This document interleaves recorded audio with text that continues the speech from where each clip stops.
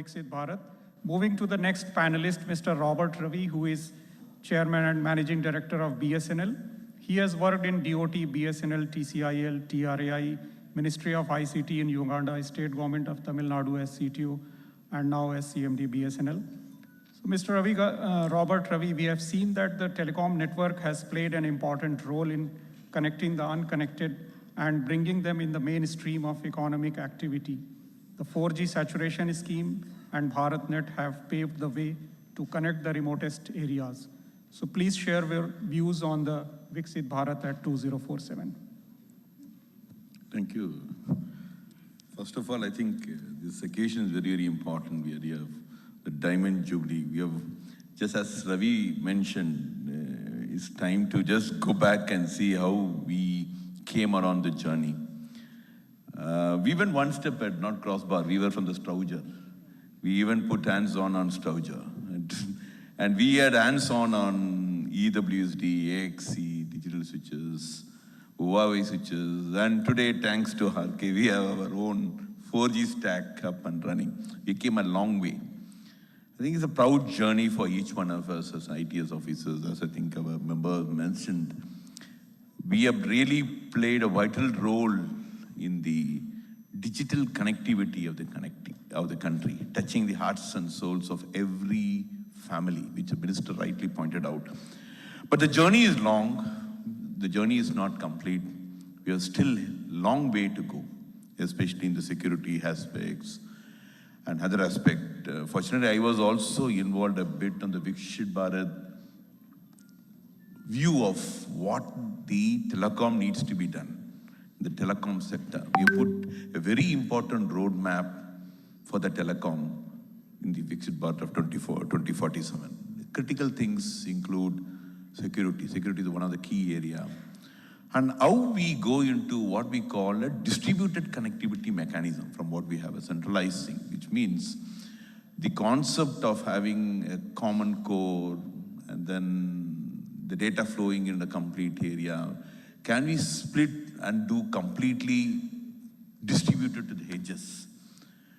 And the AI learning happens in federated learning. It happens at the edges. So it's not only a centralized ML, it will be a federated learning also. So these concepts going to build not on the connectivity side, even on the telecom, the BTS, whatever we develop on the 6G side, as Ravi has also mentioned that thanks, I think DOT, I think we have given close to 250 crores only on the research of 6G, which very few countries have put in. And we have astonished to see we are doing a lot of technological growth in the 6G, especially we have the reflective index of which even BSNL is part of it. I think we are really glad that we are all part of one family, which is a long way to grow. I request the youngsters actually to put in more efforts to see the vibrant thing still goes, because as rightly pointed by our members, the telecom connectivity is the horizontal layer. This is going to connect all the verticals, be it in any of your verticals we speak about. Now we are even talking about our, not only cable landing, I think morning we told, I think Mukesh was mentioning, we are doing about Chennai to Andaman. We are even, the countries are looking upon us to even help their submarine cables. So we have a lot of opportunities coming across as we go forward.